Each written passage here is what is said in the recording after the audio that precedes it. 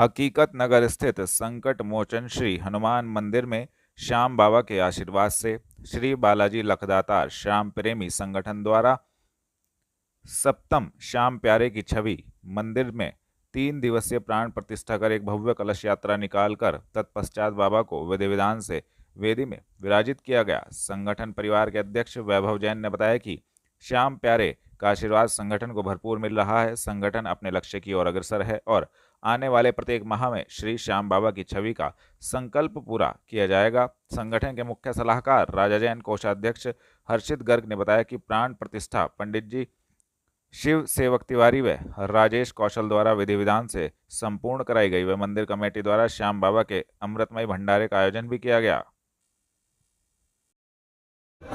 आज किस चीज की प्रतिमा स्थापित की गई? खाटू श्याम जी। कौन सी प्रतिमा? सप्तम। आपका नाम? मेरा नाम वैभव जैन, अध्यक्ष श्री बालाजी लखदातार श्याम प्रेमी संगठन। इस संगठन द्वारा संगठन का मुख्य उद्देश्य 51 मंदिरों में बाबा की शाम की छवि विराजमान कराना। आज बाबा की सप्तम छवि 3 दिवसीय प्राण प्रतिष्ठा कर बड़े ही धूमधाम के साथ मंदिर में विराजमान कराई गई। उसके बाद बाबा का अमृतमय भंडारा सभी भक्तों ने बहुत आनंद लिया। बड़ी धूमधाम से बाबा को वेदी में विराजमान किया। आज शाम को 7:30 बजे बाबा का भव्य कीर्तन का आयोजन संगठन द्वारा किया गया है। सभी को जय श्री श्याम। जय श्री श्याम। मेरा नाम राजा जैन, मुख्य सलाहकार श्री बालाजी लखदातार श्याम प्रेमी संगठन। बड़ा ही हर्ष का विषय है, सावन माह के पवित्र दिनों में हम श्री बाबा श्याम की 7वीं छवि, सप्तम छवि श्री संकट मोचन हनुमान मंदिर हकीकत नगर स्थित में लगाने जा रहे हैं। आज बाबा का अमृतमय भंडारा कमेटी की ओर से किया गया। तत्पश्चात बाबा का रात्रि में भव्य कीर्तन दरबार लगाया जाएगा। और इसी बीच में आज हमारे बीच में जितने भी हमारे पदाधिकारीगण हैं सभी मौजूद रहे और हमारे संरक्षक मनीष लोहान जी मौजूद रहे। हमारे जो 3 दिवसीय यजमान थे अमित जी, राजीव जी, संजीव जी, तीनों ने भरपूर श्रद्धा भाव से बाबा का 3 दिवसीय प्राण प्रतिष्ठा संपन्न कराई और अमृत भंडारे का आयोजन कर सभी को प्रसाद वितरित करा। मैं श्री श्याम बाबा की कृपा से आप सभी को बधाई देना चाहूँगा कि आप सभी की कृपा से, हम बाबा श्याम की कृपा से, आप सबके स्नेह से, प्यार से ये कार्य संपन्न हो रहा है। और हम इसी तरह से आने वाले अपने 51 शीशों को भी बाबा की श्रद्धा भाव से लगाएंगे, बाबा को अर्पित करेंगे। हम क्या कहते हैं, सभी भंडारे कराए जाएंगे। जय श्री श्याम। थाना चिल्काना में आयोजित कार्यक्रम में डिजिटल मालखाने का उद्घाटन किया गया। नवनिर्मित डिजिटल मालखाने का उद्घाटन सहारनपुर रेंज के डीआईजी अजय कुमार साहनी और एसएसपी डॉक्टर विपिन ताड़ा के द्वारा फीता काटकर उद्घाटन किया गया। सहारनपुर रेंज के डीआईजी अजय कुमार साहनी ने बताया कि डिजिटल मालखाना बनने से पुलिस के काम करने की राह आसान होगी। सभी माल पर QR कोड लगाया गया है जिसको मोबाइल से स्कैन करके समस्त जानकारी प्राप्त हो सकेगी। सहारनपुर, एसपी सिटी सहारनपुर और यहाँ थाना प्रभारी हैं सीओ साहब हैं, इन लोगों के द्वारा एसएसपी साहब के निर्देशन में जो हमारा मालखाना है जहाँ पे बरसों पुराने माल पड़े रहते थे, उनकी पहचान होनी मुश्किल होती थी और जब भी कोर्ट से उसकी डिमांड होती थी तो बड़ी समस्याओं का हमें सामना करना पड़ता था। उसके समाधान के लिए इन्होंने एक नई पहल की है और पूरे जितने माल हैं सब मॉडर्न तरीके से उसको कंप्यूटराइज्ड किया है और एक अच्छी कंपनी से इन्होंने टाई अप करके बारकोड बनवाया है। इसमें एक ऐप डेवलप कराया है। अब मोबाइल से किसी भी माल को स्कैन हम लोग कर सकते हैं। हर माल पे QR कोड लगा हुआ है, उससे हमें ये पता चल जाएगा कि किस मुकदमे से संबंधित वो सामान है और उसका मुकदमा कहाँ पे चल रहा है, उसके विवेचना कौन है और उसमें मुलजिम कौन है और उसके मालिक कौन थे। ये सारी सूचनाएं इससे हमें मोबाइल से ही प्राप्त हो जाएंगी। इससे ये समस्या समाप्त हो गई है कि कभी रजिस्टर गायब हो जाए या कोई रिकॉर्ड की समस्या हो या माल बहुत पुराने होते हैं, 20-25 साल, तो पेपर कई बार गल जाते हैं। और ये बहुत ही अनूठी पहल है, बहुत बेहतर तरीके से। इसी के संबंध में आज इसका चिल्काना थाने पे हम लोग उद्घाटन करेंगे। सर, इसके अलावा कितने थाने हो चुके हैं इस तरह के? ये पूरे जनपद में अभियान चलाया जा रहा है एसएसपी सहारनपुर के द्वारा। पहले ये सिटी क्षेत्र में चलाया जा रहा है और जो सिटी क्षेत्र है उसमें काफ़ी थाने इसे कवर हो चुके हैं। बाकी जो थाने शेष है वहाँ भी युद्ध स्तर पर कार्रवाई चल रही है और जल्दी इनके द्वारा बताया गया है कि पूरे जनपद को ये इस तरह से QR कोड के साथ और ऑनलाइन सभी को कर दिया जाएगा। सर, इस थाने में सबसे पुराना केस कौन सा है? जो ये सारी चीजें समीक्षा की है, हम लोग समीक्षा करेंगे तो सारी चीजें आपको अपडेट करेंगे। अपराध व अपराधियों पर पुलिस का शिकंजा कसता जा रहा है। पुलिस के द्वारा डकैती की घटना का सफल अनावरण करते हुए पुलिस मुठभेड़ में 5 शातिर बदमाशों को गिरफ्तार करने में महत्वपूर्ण सफलता प्राप्त हुई है। प्रेस वार्ता में एसपी सिटी अभिमन्यु मांगलिक ने बताया कि शहजाद के घर हुई डकैती की घटना का सफल अनावरण करते हुए थाना कोतवाली देहात पुलिस के द्वारा मुठभेड़ में 5 शातिर बदमाश शोएब पुत्र शौकत, प्रशांत पुत्र नाथीराम, हुसैन पुत्र रुकुम, कादिर पुत्र मुस्तफ़ा, उमेश उर्फ गुल्लर को बीजापुर नहर के पास से गिरफ्तार किया गया है। मामला है कोतवाली देहात पुलिस ने जो खुलासा किया, कितने अभियुक्त पकड़े गए और कहां से लूट की घटना को अंजाम दिया? ये 23 जुलाई की घटना है, रात की घटना है, जिसमें सकलापुरी में जो हमारे वादी हैं इसमें शहजाद जो मजरूब हैं जिनको पैर में गोली लगी थी, उनके द्वारा पूरी घटना इस तरह बताई गई थी कि जब रात को करीब 8:30-9 बजे के जब वो बाहर हॉल में अपने बैठे हुए थे तभी 3 लोग वहाँ पे आते हैं एक मोटरसाइकिल पर और तीनों लोग उन पे हमला करते हैं। उनके कमरा एक अंदर घर पे है, उसमें संदूक उठा ली जाती है और जब वो उनका पीछा कर रहे होते हैं तो एक जो तीनों नकाब जिन्होंने पहना होता है उसमें से एक उन पे फायर कर देता है, जो उनके पैर में लग जाती है। तो ये 23 तारीख की घटना थी, तो इसमें पुलिस तुरंत सक्रिय हो गई थी और पूरा इंटेलिजेंस कलेक्ट किया गया। उसके आसपास जो भी लोग थे सीसीटीवी देखे गए हैं, इसमें सर्विलेंस की मदद ली गई है और इसमें ये लोग कुछ प्रकाश में आए थे। ये पूरा 8 लोगों का गैंग है। इसमें जैसे कि बताया मैंने, शोएब इसमें मेन मास्टरमाइंड है। इसका मजरूब के घर पे उठना बैठना भी था और इसकी रिश्तेदारी भी लगती थी वहाँ पर। तो उसके द्वारा देखा गया था कि वहाँ पर एक संदूक रखी रहती है जिसको वहाँ से लूटा जा सकता है। तो ये पूरा जो घटना को जिसने प्लान किया है वो शोएब था। शोएब के साथ उसका दोस्त प्रशांत है। कुछ इसमें शामली का भी गैंग है जिसमें मुख्य रूप से आवेश है, अफरून है और नकुड़ थाना क्षेत्र के भी रहने वाले इसमें हुसैन कादिर और एक कालू है जो चिलकाना थाना क्षेत्र का रहने वाला है और भी एक फुरकान है जो शामली का है, वो अभी वांछित है। तो जब ये पूरा वर्कआउट हो गया था तो आज सुबह मुखबिर की सूचना थी कि बीजापुरा नहर के पास ये लोग आने वाले हैं।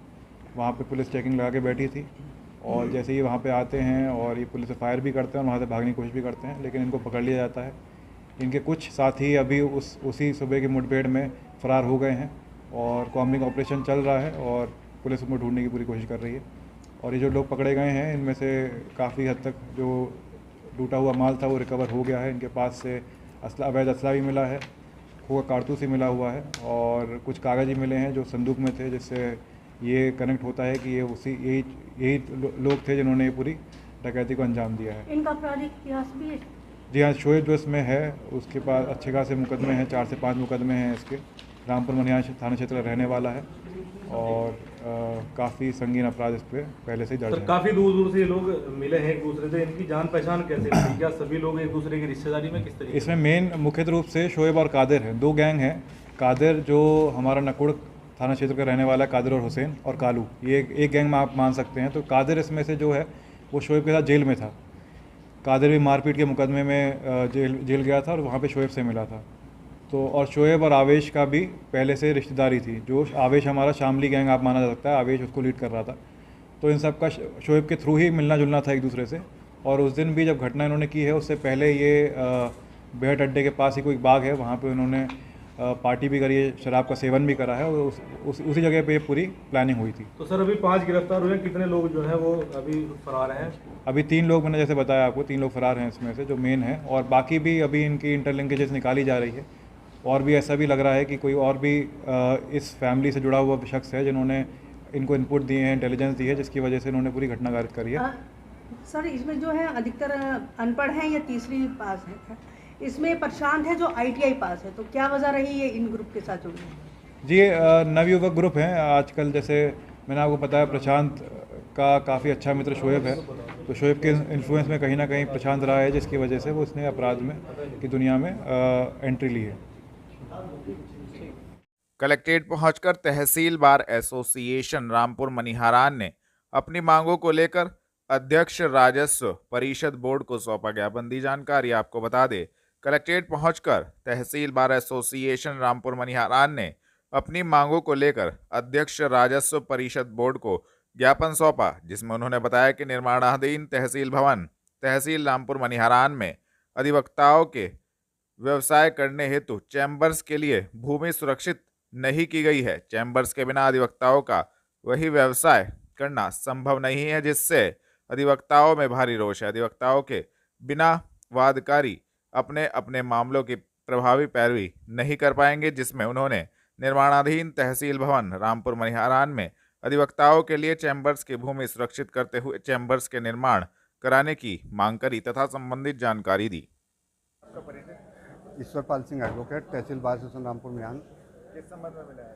तहसील बार एसोसिएशन रामपुर मनिहान इस संबंध में मिला है कि वहाँ पर तहसील का नया निर्माण जारी है, लेकिन अधिवक्ताओं के लिए कोई जगह चिन्हित नहीं की गई उस चैम्बर्स के लिए। उसके लिए मिला है कि हमें वहाँ चैम्बर्स के लिए जगह चिन्हित की जाए, आवंटित की जाए। उनका जगह है, वहाँ जगह है, दिला की आश्वासन दी जाएगी। अध्यक्ष राजस्व परिषद ने कलेक्ट्रेट परिसर का किया निरीक्षण। मोबाइल खाद्य टेस्टिंग वैन को हरी झंडी दिखाकर किया रवाना। आपको बता दें, अध्यक्ष राजस्व परिषद संजीव मित्तल द्वारा कलेक्ट्रेट परिसर का निरीक्षण किया गया। उन्होंने अभिलेखों के उचित रखरखाव सहित कलेक्ट्रेट में आने वाले प्रत्येक व्यक्ति की बात को गंभीरता से सुन निराकरण करने के निर्देश दिए। उन्होंने कहा कि विभिन्न न्यायालयों में चल रहे मुकदमों का प्राथमिकता से निराकरण कराते हुए जरूरतमंदों को न्याय उपलब्ध कराया जाए। उन्होंने राजस्व अभिलेखों का रखरखाव ठीक से रखने के साथ ही राजस्व वसूली बढ़ाने के भी निर्देश दिए। उन्होंने कहा कि शासन के निर्देश पर जिस प्रकार से जनता दर्शन कर नियमित रूप से जनसुनवाई कर समस्याओं का निराकरण कराया जा रहा है, ठीक उसी प्रकार से न्यायालयों में लंबित राजस्व वादों को प्राथमिकता से निर्णित किया जाए। इस दौरान उन्होंने सार्वजनिक भूमि के उपयोग संबंधी पुरानी लंबित पत्रावलियों का परीक्षण कर उचित मार्गदर्शन देते हुए निस्तारण के निर्देश दिए। अध्यक्ष ने न्यायिक, फौजदारी व राजस्व अभिलेखागार को देखा। अभिलेखों के बेहतर रखरखाव, सौंदर्यीकरण तथा सुरक्षा हेतु कंपैक्टर रखे जाने के निर्देश दिए। उन्होंने संयुक्त कार्यालय कक्ष के निरीक्षण के दौरान वरिष्ठ प्रशासनिक अधिकारियों सहित कर्मचारियों से वार्ता कर समस्याओं से अवगत हुए। अध्यक्ष ने खाद्य सुरक्षा विभाग द्वारा संचालित मोबाइल खाद्य टेस्टिंग वैन को हरी झंडी दिखाकर भी रवाना किया। उन्होंने कलेक्ट्रेट परिसर में बेल, मंडलायुक्त ने नाग केसर और जिलाधिकारी ने सीता अशोक का पौधा रोपित किया। है उस पर क्या अभी तक जानकारी मिल पाई है? किस प्रकार से क्षति को पूरा किया जा रहा है, क्योंकि मकान भी कई लोगों को गिरे हैं, उन्हें भी आवास योजना की जरूरत है। किस प्रकार से इसमें जैसे अभी जिलाधिकारी ने बताया कि इनके द्वारा प्रायोरिटी पे सर्वे की टीम्स बनाई हुई है और हफ्ते भर में ये हफ्ता 10 दिन में ये इसकी सर्वे का असेसमेंट हो जाएगा और उसके आधार पे जो पोर्टल बना हुआ है उसके माध्यम से ये इन्फॉर्मेशन भेज दी जाएगी और कंपनसेशन इलेक्ट्रॉनिकली जो लोग अफेक्टेड हैं उनके खातों में चला जाएगा। सर, जो आवास की क्षति हुई है उन सबका ट्रांजैक्शन हो गया है और जो आवास विहीन हो गए हैं बाढ़ के कारण उनको माननीय प्रधानमंत्री मुख्यमंत्री योजना के अंतर्गत ये विकास विभाग को सूची भी उपलब्ध कराई जाएगी। थाना कुतुबशेर पुलिस ने 2 शातिर वांछित अभियुक्तों को कुतुबशेर क्षेत्र से किया गिरफ्तार, भेजा जेल। आपको बता दें, वरिष्ठ पुलिस अधीक्षक के निर्देशन में अपराधियों के विरुद्ध चलाए जा रहे धरपकड़ अभियान के क्रम में थाना कुतुबशेर पुलिस को बड़ी सफलता हाथ लगी है। थाना कुतुबशेर पुलिस ने 2 शातिर वांछित अभियुक्तों फारूक पुत्र मतलूब, सराफत पुत्र मतलूब को कुतुबशेर क्षेत्र से गिरफ्तार करने में महत्वपूर्ण सफलता प्राप्त की है तथा संबंधित धाराओं में कार्यवाही करते हुए दोनों अभियुक्त गणों को जेल भेजा गया है। गिरफ्तार करने वाली टीम में प्रभारी निरीक्षक सतीश कुमार, उप निरीक्षक Khub Singh, head constable Naresh, constable Harisen मौजूद रहे।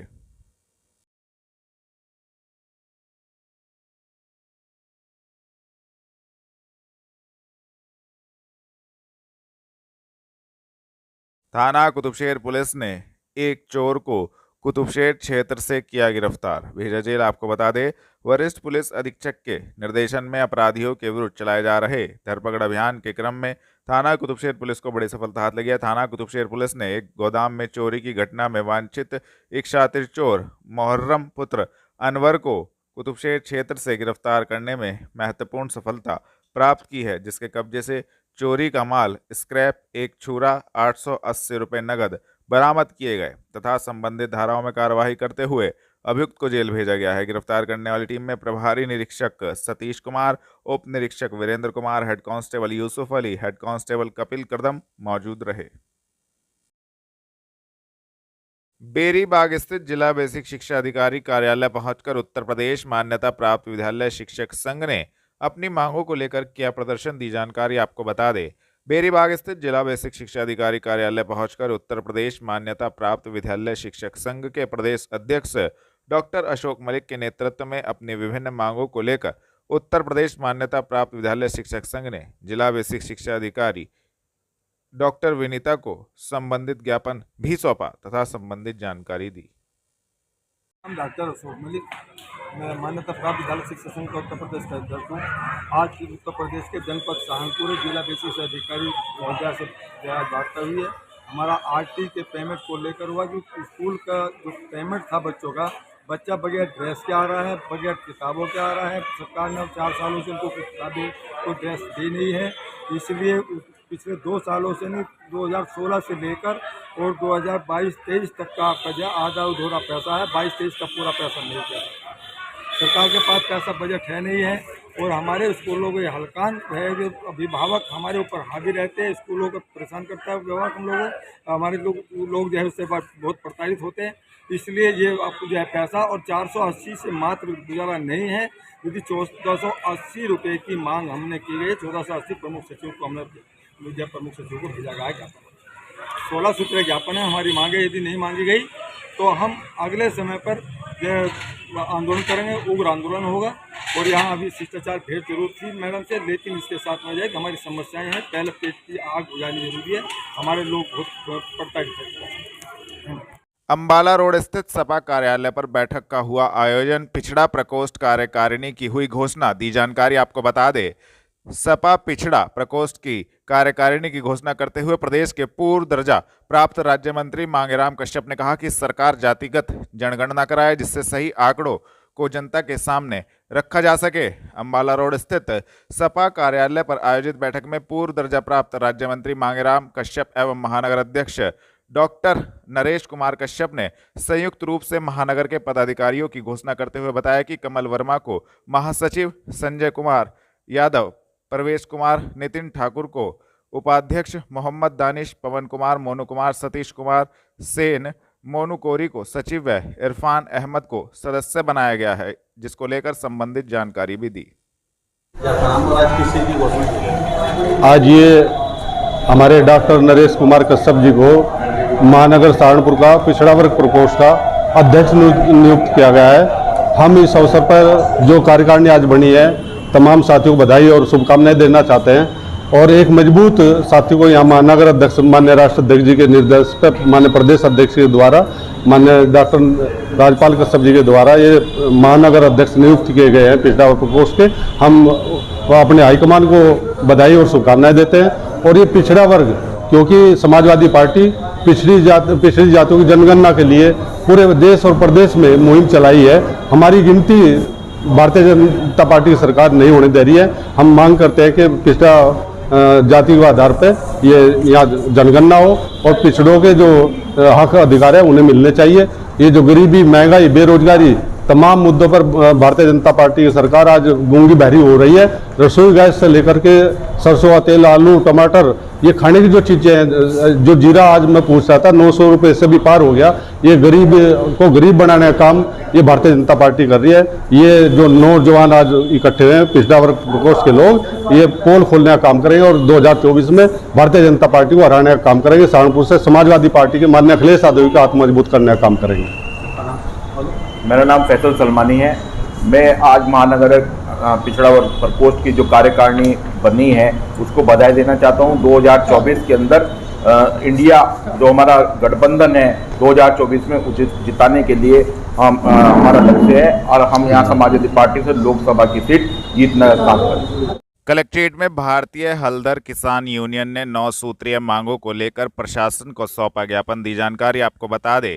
कलेक्ट्रेट में भारतीय हलधर किसान यूनियन ने 9 सूत्रीय मांगों को लेकर प्रशासन को ज्ञापन सौंपा, जिसमें उनकी मांग थी कि बाढ़ पीड़ित किसानों को कम से कम 3000 रुपये प्रति बीघा की दर से मुआवजा दिया जाए। फसल नुकसान का अविलंब सर्वे कराया जाए, आवारा पशुओं के निस्तारण हेतु ठोस कदम उठाए जाएं, यमुना नदी एवं हिंडन नदी द्वारा किसानों की जमीन का कटाव और फसल के नुकसान की जांच कराकर तुरंत उनकी मदद की जाए। पहांसू बिजली घर के समीप जमीन को छूते हुए बिजली के तार से कई बड़े हादसे होने की संभावना है, उनका सर्वे कराकर तुरंत ठीक किया जाए। ट्यूबवेल के बिजली बिल पर अवैध वसूली न की जाए। समस्त जिले में सभी सहकारी समितियों पर यूरिया, डीएपी आदि उर्वरकों की बहुत कमी चल रही है। किसानों को लाइन में खड़ा होकर एक एक कट्टा मिलता है, उक्त समस्या का भी हल कराया जाए। ग्राम मंघोर तहसील नकुड़ का लेखपाल जमीन का हिस्सा प्रमाण पत्र नहीं बनाता है के विरुद्ध कड़ी कार्यवाही की जाए। अन्य मांगों को लेकर प्रशासन को ज्ञापन सौंपा तथा संबंधित जानकारी दी। मेरा नाम राजेंद्र सिंह राणा है। मैं भारतीय हल्दर किसान यूनियन का राष्ट्रीय संगठन मंत्री हूँ। हमारे यहाँ पे जमुना और हिंडन नदी में लोगों की फसल बर्बाद हो चुकी और प्रशासन अभी आँख मूंदे बैठा है, किसी की कोई जांच नहीं कराई, किसका कितना नुकसान हो रहा, लोगों की ज़मीन भी बह गई और फसल भी बह गई। हम चाह रहे हैं कि तुरंत किसानों की फसलों का जायजा लेकर उन्हें तुरंत ही उसका मुआवजा दिया जाए। मेरा नाम कुलदीप पुंडीर है। आज हम सभी लोग जो हैं भारतीय किसान हल्दर यूनियन के बैनर तले किसानों की समस्याओं को लेकर के जो है जिलाधिकारी महोदय कार्यालय पर पहुँचे हैं, जिसमें हमारी विभिन्न मांगे हैं। खासतौर से भी जो बाढ़ के कारण जमुना और इन 2-3 नदियाँ जो हमारी हिंडन नदी वगैरह उनके कारण जो नुकसान हुआ है, तो उसी कारण किसानों की फसलें जो है पानी बह गई है और अब तक कोई मुआवजा नहीं मिला है। आदरणीय मुख्यमंत्री जी ने भी आश्वासन दिया था कि किसानों की समस्याओं को दूर करते हुए जल्द मुआवजा दिलाया जाएगा और मुआवजा अब तक नहीं मिला। तो और हमारी एक मांग ये भी है कि मुआवजा जो है वो जो निर्धारित किया गया है कम मात्रा में है, तो 3,000 रुपये प्रति बीघा दर से जो है मुआवजा तय किया जाए और शीघ्र से शीघ्र जो है मुआवजा जो है किसानों को प्रदान किया जाए। और कुछ समस्याएं खाद वगैरह की समस्याएं हैं, वो भी उसकी भी बहुत किल्लत चल रही है जिले में, तो उसको उपलब्ध किया जाए भारी मात्रा में, ताकि किसान परेशान ना हो।